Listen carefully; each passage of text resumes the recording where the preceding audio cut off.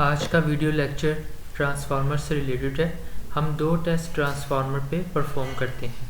There are two types of test perform on transformers, open circuit test, short circuit test. Open circuit test जो हमें information provide करता है वो regarding no load losses, iron losses, core losses, sum of magnetic hysteresis and eddy current losses.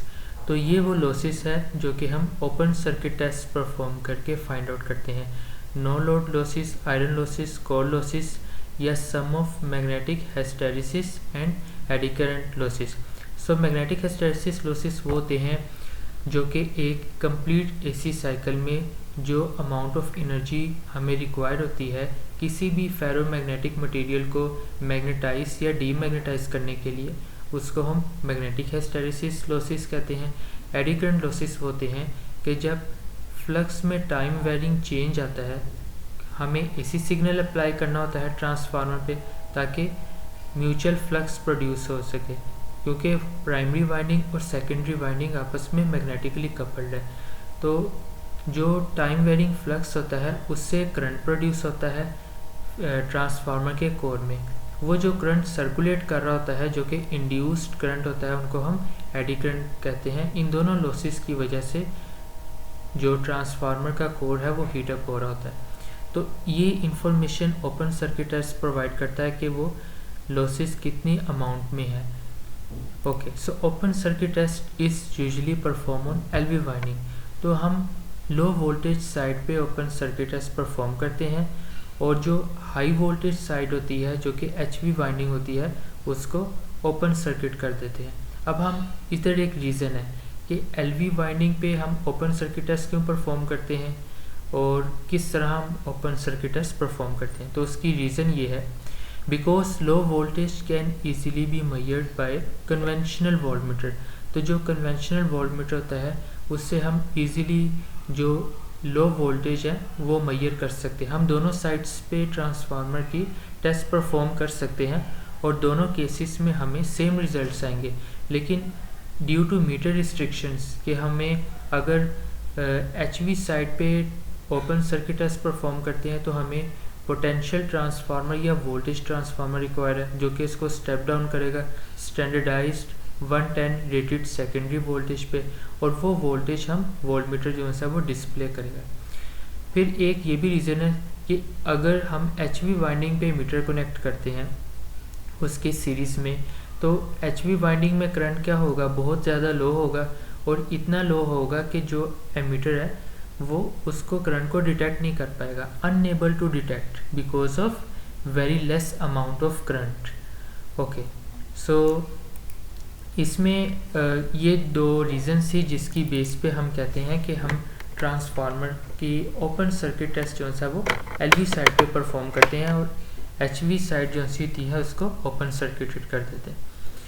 Okay, so due to restriction of measuring meters, तो ये reason है one line statement में, due to restriction of measuring meters, क्योंकि उसके लिए हमें PT require होगी और जो एमीटर है एचवी वाइंडिंग की वजह से बहुत ज़्यादा मिनिमम करंट मेजर कर रहा होगा मिली एम्प्स में, माइक्रो एम्प्स में, तो वो अनएबल टू डिटेक्ट है। उसके लिए हमें फिर एमीटर भी बहुत प्रिसाइज चाहिए।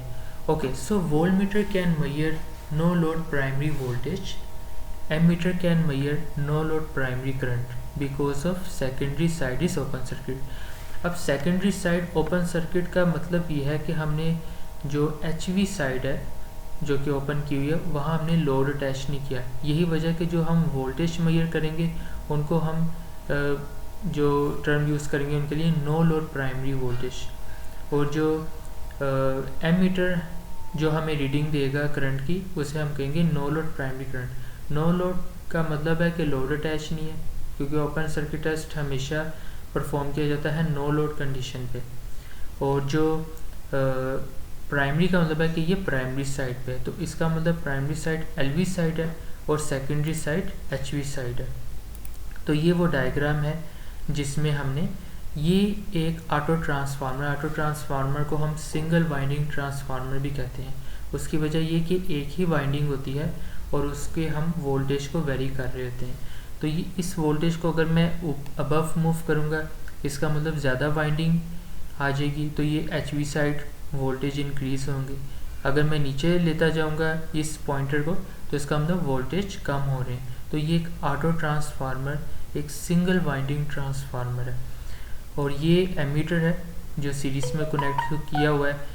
इसके थ्रू हम जो सा वो no load primary current find out करेंगे, और जो वोल्ट मीटर है इसके अक्रॉस वहाँ हमें नो लोड प्राइमरी वोल्टेज मिल जाएंगे, वो ये है। तो इसके अक्रॉस हमें नो लोड मिल जाएगी। तो ये LV साइड है और ये HV साइड है, ये नो लोड कंडीशन है, तो ये ओपन सर्किटेड है। ये वॉट मीटर है, इसकी कॉइल 1 है, कॉइल 2 है। ये हमें power factor no load condition पे मैयर हो जाएगा, क्योंकि हमें पता है P = V × I × cosine of theta. Cosine of theta power factor है। तो हमें जो वॉट मीटर है वो पावर की इंफॉर्मेशन प्रोवाइड कर देगा नो लोड पे, और वोल्टेज और करंट हमें मीटर्स के थ्रू मैयर कर लिया। तो यहाँ से हम पावर फैक्टर जो है वो जो कि नो लोड कंडीशन पे हम मैयर कर सकते हैं। अब चलते हैं शॉर्ट सर्किट की तरफ। शॉर्ट सर्किट हम परफॉर्म करते हैं ताकि हम full load losses, winding losses या कॉपर लॉसेस को फाइंड आउट कर सकें। मींस के जो वाइंडिंग में से जो लॉसेस आते हैं या उनको I2R लॉसेस, कॉपर लॉसेस या फुल लोड लॉसेस, ये एक ही टर्म है। तो इन टाइप के लॉसेस अगर हमें फाइंड आउट करने हैं ट्रांसफार्मर में तो हमें शॉर्ट सर्किट टेस्ट परफॉर्म करना पड़ेगा। और शॉर्ट सर्किट टेस्ट हम परफॉर्म करते हैं HV वाइंडिंग पे, और LV वाइंडिंग को हम शॉर्ट सर्किट कर देते हैं। अब इसकी रीज़न क्या है, why we perform short circuit test on HV winding? उसकी वजह अगेन मीटर रिस्ट्रिक्शन है।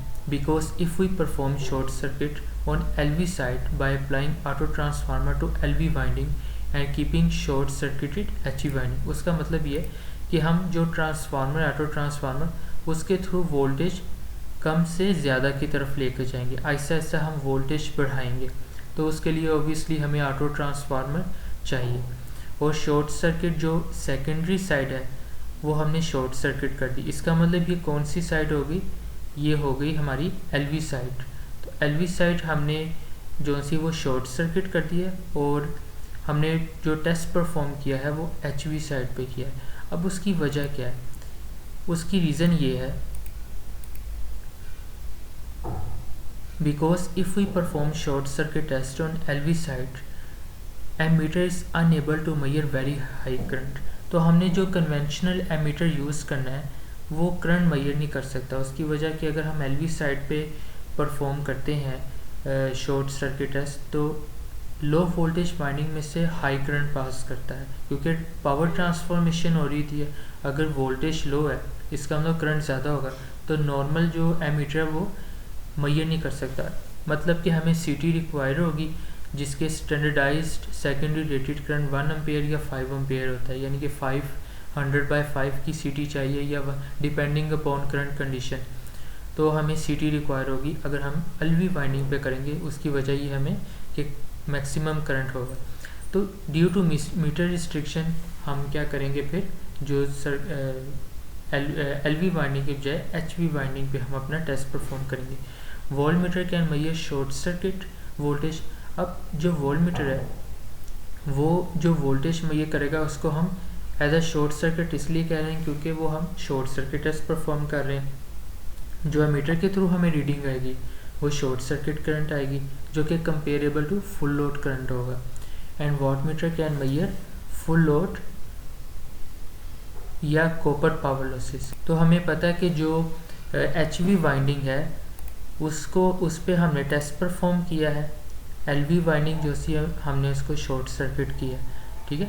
हम LV वाइंडिंग की तरफ भी टेस्ट परफॉर्म कर सकते हैं, लेकिन उसके लिए हमें CT रिक्वायर होगी, क्योंकि LV वाइंडिंग में से मैक्सिमम करंट पास करेगा। और हमने इसको शॉर्ट सर्किट करने की रीज़न ये है कि ताकि मैक्सिमम करंट यहाँ से पास करे। इसका मतलब क्या है कि रेजिस्टेंस ऑलमोस्ट ज़ीरो है। अगर एक बहुत ही प्योर कंडक्टर है तो मैक्सिमम करंट पास करेगा, तो यहाँ से वैल्यू भी मैक्सिमम होगी। तो यही वजह कि हम इसको फुल लोड लॉसेस या वाइंडिंग लॉसेस कहते हैं, कि वाइंडिंग में जो लॉसेस आ रहे हैं वो हम शॉर्ट सर्किट टेस्ट के थ्रू परफॉर्म करते हैं, और जो नो लोड की प्रेजेंस में तो वो हम open circuit test. Thank you.